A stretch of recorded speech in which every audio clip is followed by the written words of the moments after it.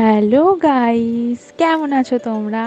আশা করি সবাই খুব ভালো আছো। আমিও খুব ভালো আছি। Welcome back to my channel. আমার চ্যানেলে তোমাদের স্বাগত। আজকে আবার নিয়ে চলে এসেছি এক নতুন ধরনের রেসিপি, চিকেন আলুর কারি। তোমরা রেসিপিটা দেখতে থাকো। এখানে আমি নিয়ে নিয়েছি 1 কেজি চিকেন। আমার ভালো করে চিকেনটা ধোয়া হয়ে গেছে। এবার এর মধ্যে দেবো 1 চামচ হলুদ গুঁড়ো, 1 চামচ কাশ্মীরি লঙ্কার গুঁড়ো, 1 চামচ ধনে গুঁড়ো, 1 চামচ জিরে গুঁড়ো, পেঁয়াজের পেস্ট 2 চামচ, আদার পেস্ট 1 চামচ, রসুনের পেস্ট 1 চামচ, স্বাদ মতো নুন আর 2 চামচ মতো সর্ষের তেল দিয়ে ভালো করে ম্যারিনেট করে 15 মিনিট মতো রাখতে হবে।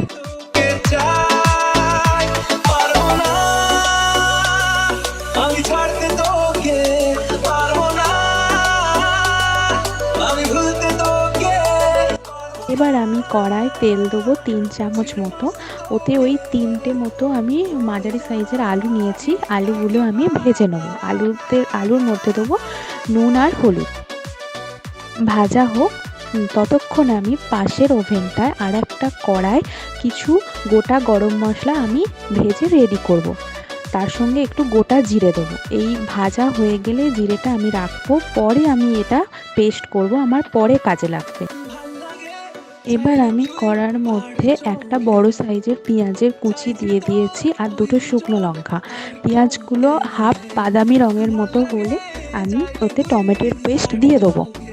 সব দিয়ে আমি ভালো করে নেড়ে নেবো। মশলা থেকে তেল ছাড়লে তখন আমি চিকেন আর আলুটা দেবো। পেঁয়াজটা আমার গলে গেছে। এরপর আমি এতে দেবো 1 চামচ হলুদ গুঁড়ো, 1 চামচ কাশ্মীরি লঙ্কার গুঁড়ো। এখানে আমি কোনো ঝাল লঙ্কার গুঁড়ো ইউজ করিনি। আর 2 টেবিল চামচ টক দই ফ্যাটানো আর চিকেন মশলা 1 চামচ দিয়ে ভালো করে আমি কষিয়ে নেবো যতক্ষণ পর্যন্ত তেল না ছাড়ছে। আমি কিন্তু এখানে মাংস অ্যাড করব না। দেখো আমার মশলা থেকে তেল ছাড়ছে। এরপর আমি এতে চিকেনগুলো অ্যাড করব। অ্যাড করার পর আমি ভালো করে এটা কষিয়ে নেব।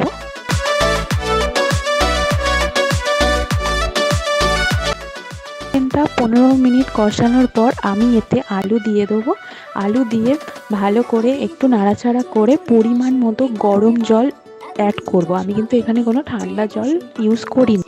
জল দেওয়ার পর এটিকে 15 মিনিট মতো হতে দেবো। 15 মিনিট পর একটা জিনিস অ্যাড করব, তোমরা দেখতে থাকো।